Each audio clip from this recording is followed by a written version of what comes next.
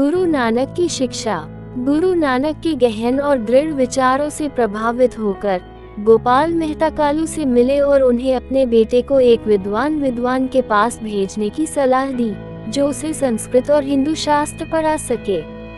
तलवंडी में पंडित बृजनाथ थे, जो एक शानदार संस्कृत विद्वान थे, जो न केवल ज्ञान और विद्वता के लिए प्रसिद्ध थे, बल्कि अपनी आध्यात्मिकता और अंतर्दृष्टि के लिए भी प्रसिद्ध थे। मेहता कालू ने गुरु नानक को अपनी शिक्षा के अधीन रखा, ताकि वे संस्कृत के एक महान विद्वान बन सके और वैदिक अध्ययन में निपुण हो सके।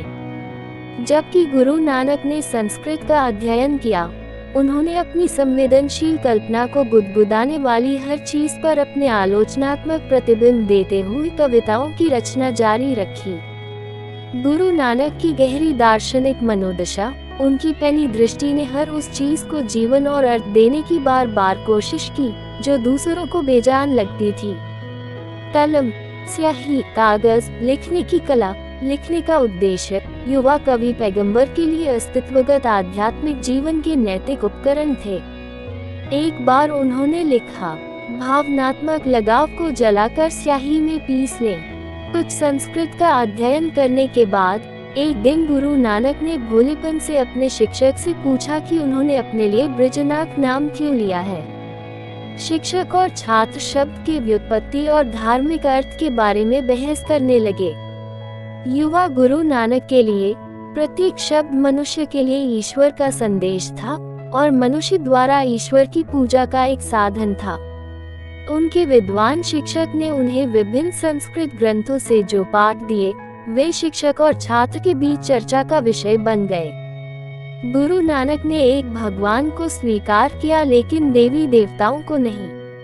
उन्होंने मनुष्य को मनुष्य के भाई के रूप में स्वीकार किया, लेकिन संस्कृत शास्त्रों द्वारा प्रतिबिंबित जातियों और पंथों के अंतर को खारिज कर दिया।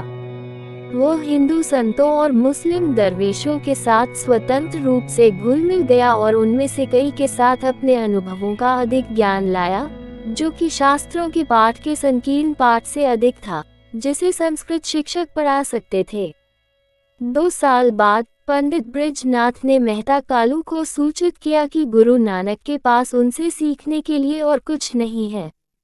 गुरु नानक आध्यात्मिक ज्ञान के अवतार थे और हर रोज उनके सहपाठी उनके चारों ओर बैठते थे और उनके मधुर गीत, उनकी अजीबोगरीब कहानियां और उपदेश सुनते थे। ऐसा कुछ भी नहीं था जिसे वे संस्कृत के अपने ज्ञान में जोड़ सके, जो उन्होंने 2 वर्षों के भीतर अर्जित किया था। युवा गुरु नानक उन बातों को जानने के लिए उत्सुक थे जो बृजनाथ नहीं सिखा सकते थे। उनके सवाल चौंकाने वाले थे और पारंपरिक हिंदू विचारों पर उनकी टिप्पणियां बेहद परेशान करने वाली थी। फारसी और अरबी सीखना।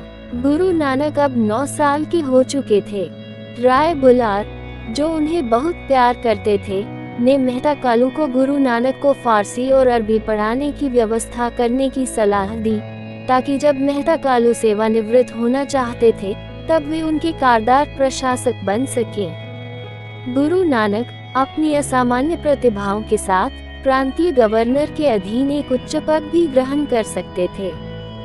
फारसी दरबारी भाषा होने के कारण और अरबी इस्लामी शास्त्रों की भाषा होने के कारण उनका अध्ययन क्षत्रिय परिवारों के बच्चों के लिए महत्वपूर्ण था।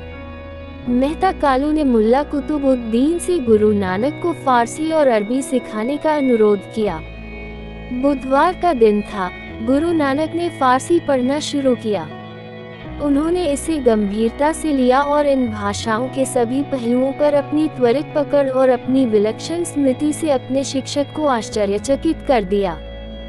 2 वर्षों के भीतर उन्होंने फारसी और अरबी भाषाओं में पर्याप्त दक्षता हासिल कर ली, ताकि वे उनके साहित्य को पढ़ने और अध्ययन करने में सक्षम हो सकें।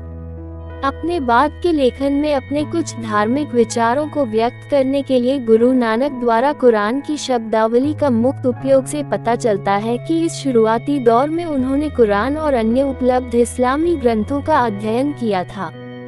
मुस्लिम गुरु के अधीन अध्ययन करते समय भी गुरु नानक आमतौर पर धार्मिक चर्चाओं को उत्तेजित करने में व्यस्त रहते थे। उन्होंने पंजाबी में कविताएं लिखना जारी रखा, लेकिन अब उन्होंने फारसी में भी कविताएं लिखी। काव्यात्मक उत्साह और गहनता ने उनके शिक्षक को प्रसन्न किया।